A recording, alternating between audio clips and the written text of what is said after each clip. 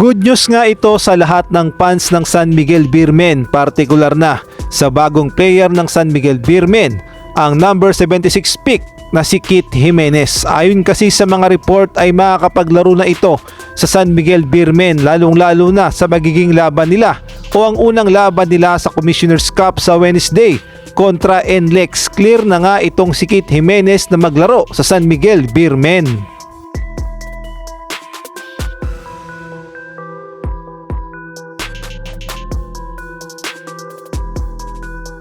Kaya naman excited na ang lahat ng fans ni Kit Jimenez na makita nga itong maglaro sa kauna-unahang pagkakataon sa PBA sa kanyang mother team na San Miguel Beermen.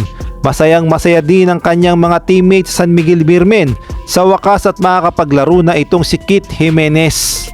Si Kit Jimenez nga ang Mr. Quadruple Double sa MPBL, kaya naman hindi nakapagtataka na kinuha siya ng San Miguel Beermen at kahit nga late na siya na makuha sa 76 pick ay ang mahalaga naman ay nabigyan siya ng 2 years contract ng San Miguel Beermen. Kaya naman masayang masaya ang lahat at makikita na for the first time maglaro itong si Kit Jimenez sa San Miguel.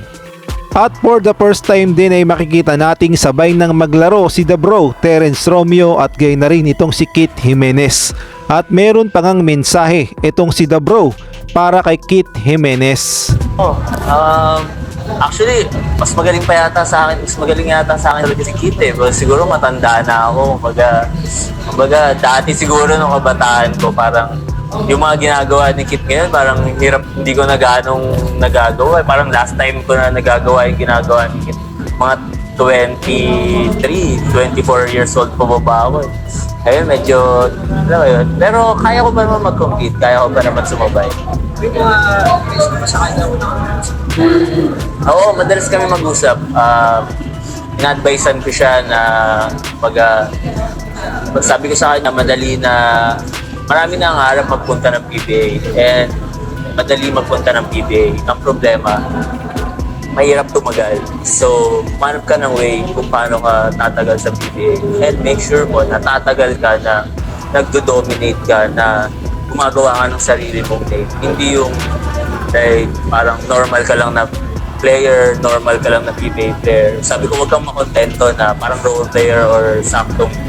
Dapat mag-aim ka na ma-reach mo yung full potential mo, na isa ka sa mga nagdo-dominate sa PBA. Kung pag sinabi yung pangalan mo, alam nila na dumaan ka sa PBA, isa ka sa nag-dominate dyan on type mo. So, yun ang ano ko sa kanya, challenge ko sa kanya. And yung bata, sobrang sipag, sobrang grabe makinig. Tapos nakita namin yung work ethic niya. Grabe siya sa practice. Ang galing na pinapakita niya sa practice. So excited ako maka-teammate siya. Excited ako na magkasama kami sa court. Kasabay kami sa court. Sa ibang balita naman, tuluyan na ngang tinerminate ng TNT at ng MVP ang kontrata ni Mikey Williams kahit nga hindi pa ito tuluyang natatapos. Alam naman nating lahat na sobrang ang makapagdemand ang kampo ni Mikey Williams at humihingi pa nga ng 2.4 million a month ang kanyang kampo maglaro lamang sa talk in text. Dinaig pa nga niya ang import sa PBA at ganyang kalaki ang kanyang hinihingi para bang siya na ang superstar ng PBA.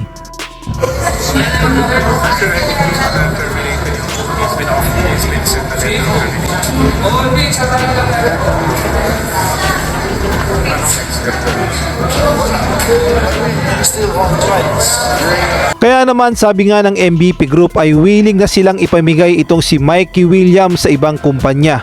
Basta raw mabigay nila ang hinihinging halaga ni Mikey Williams.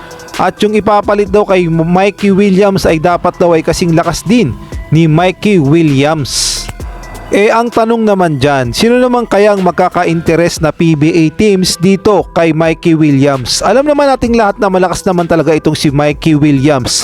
Kaya nga lang ang problema ay malakas din siya manghingi ng talent fee o bayad para sa kanyang serbisyo. Ayan nga lang ang problema dito kay Mikey Williams. Kaya abangan na lang natin kung saan kaya mapupunta itong si Mikey Williams. Mag-i-stay pa ba siya sa PBA o maglalaro na sa ibang bansa?